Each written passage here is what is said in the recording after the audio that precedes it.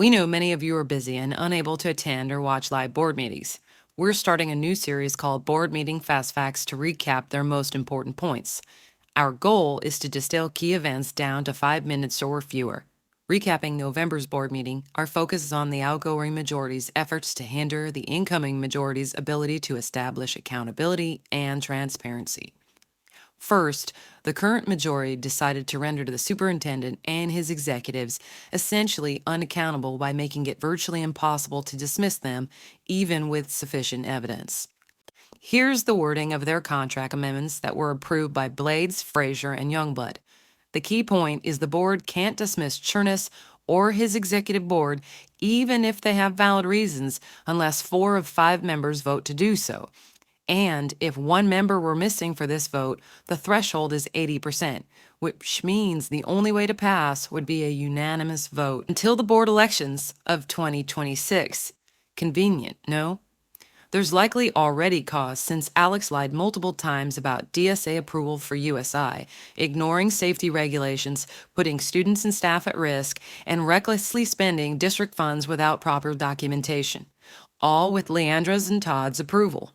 Leandra and Todd cited the chaos in Orange Unified to justify these contract changes. One of our comments earlier was about the situation in Orange Unified this last year. That was an absolute mess, and it was because there was action taken without enough evidence pulled together to make that move. So I'm just saying is like, you know what? We're holding firm because look at Orange. I mean, now Orange Unified, they've had a rough 14 months. And they're correct. Orange Unified's board created chaos when they fired their superintendent without cause on 1 day's notice, then installed a board member's associate who resigned after about a month. These chaotic decisions were also made by board members Rick Ledesma and Madison Minor.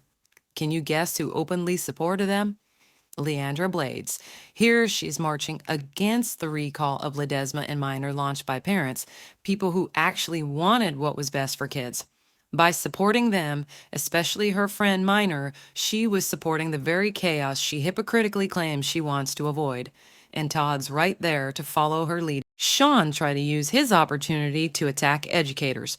Did we see the amount of supposedly educators and teachers in our district that were acting absolutely foolish, where you would think that they were part of a 7th grade class, giving FUs to Dr. Cherniss, saying that they would want him fired. Which was upended by student board member Luke Gilstrap. So I think if you're referring to Mr. Davis, then that's really just disrespectful. Really just... Well, And Mr. Davis, I understand, but I just wanted to, I love that. I love that man so much. Luke demonstrated more courage and leadership than anyone on the executive staff or board majority. Kudos to this fine young man. These amendments aren't meant to benefit children. They're for circling the wagons to cover up how poorly they've run things since Cherniss arrived, and likely some less than legal activities. Speaking of cover-ups, Alex and the outgoing majority are also trying to make OCSCS and USI independent charter schools overseen by a separate board, again claiming it's best for students. USI is especially telling because it's not even a school but a program. The most accurate explanation is that they want to make sure the new board majority won't have access to the financial records of OCSCS and USI because there's a non-zero chance that Cherniss, Blades, Frazier, and the superintendent's underlings don't want potentially damaging information to come to light, including possible illegalities.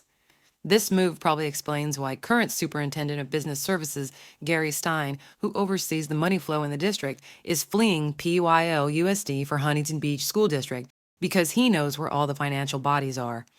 And why Cherniss and Blades are cramming an extra unscheduled board meeting between now and when the new majority takes over in December. It's the corruption, people. Hopefully we've hit the main points. If you have time, please consider watching the video of the November board meeting. There's a link to it in the comments below. Also, feel free to email Cherniss and the majority to make your feelings known. No, we don't expect him to do what's best for students or what's right, but sending them emails that are showing up to the unscheduled meetings will let them know that we're aware of their corruption.